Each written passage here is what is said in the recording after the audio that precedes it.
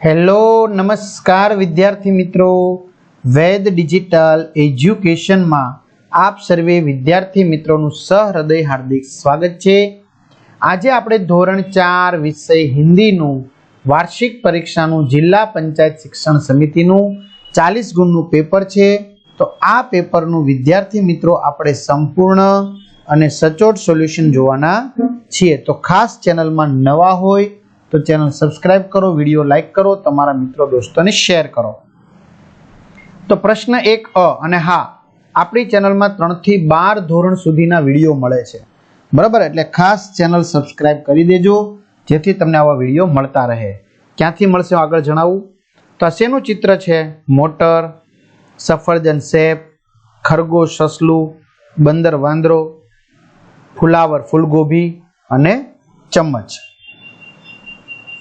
ત્યાર પછી છે પ્રશ્ન 1ब, चित्र के आधार पर वाक्य लिखिए। उदाहरण, यह घोड़ा है, वह घोड़ा है, यह पतंग है, वह पतंग है, यह पुस्तक है, वह पुस्तक है। प्रश्न 2, प्रश्नों के उत्तर लिखिए। किन्हीं 4, कोई पण 4। हाथी क्या क्या खाता है? तो हाथी केले, पेड़ की डाले, पत्ते खाता है। आपने कहाँ कहाँ झूले देखे हैं? मैंने घर, बगीचा, मेला, पाठशाला, सर्कस आदि जगहों पर झूले देखे हैं। त्यार पछी, बुढ़िया को सबसे ज्यादा किससे डर लगता था?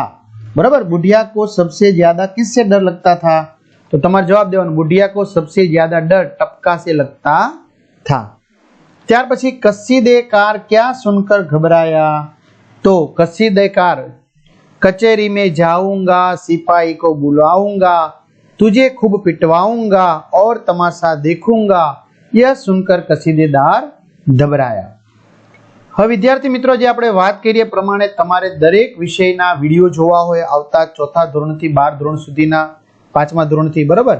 તો બધા જ વિડિયો તમને ક્યાંથી મળશે? તો આપણી એક ચેનલ છે, મીન્સ કે એપ્લિકેશન, જેનું નામ છે વેદ ડિજિટલ એજ્યુકેશન।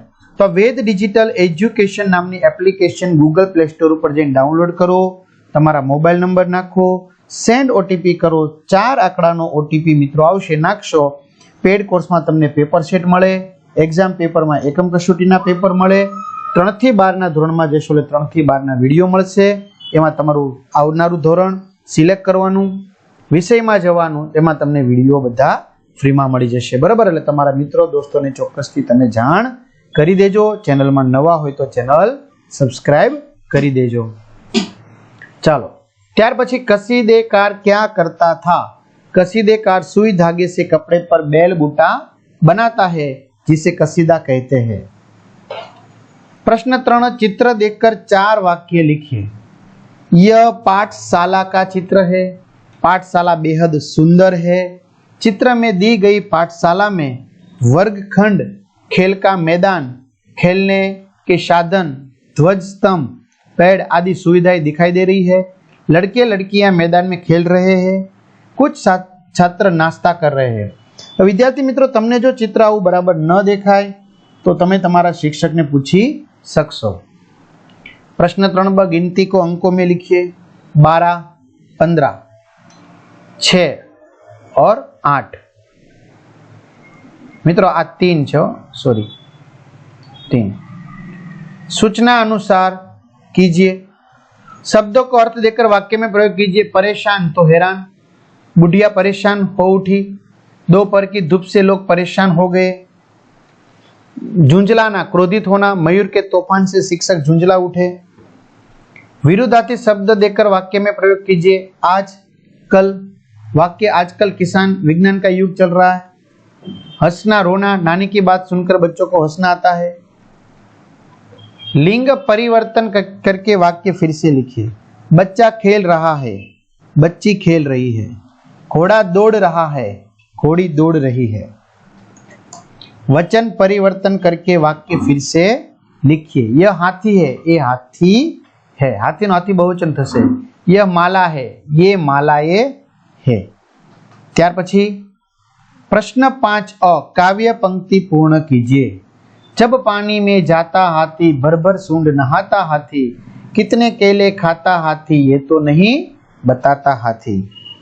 ત્યાર પછી વિદ્યાર્થી મિત્રો છે પ્રશ્ન 5ब आधे अधूरे वाक्य पूर्ण कीजिए। बराबर, तो एनी अंदर तमारे वह कौवा है उसका रंग काला है, मैं खेल खेल रहा हूं। प्रश्न 5 का किसी एक विषय पर 4-5 वाक्य लिखिए। मेरा प्रिय पक्षी मोर, मेरी पाठशाला, तमारे कोई पण एक विषय लखवानुं छे। तो एमा जवाब में लखिए मित्रों मोर।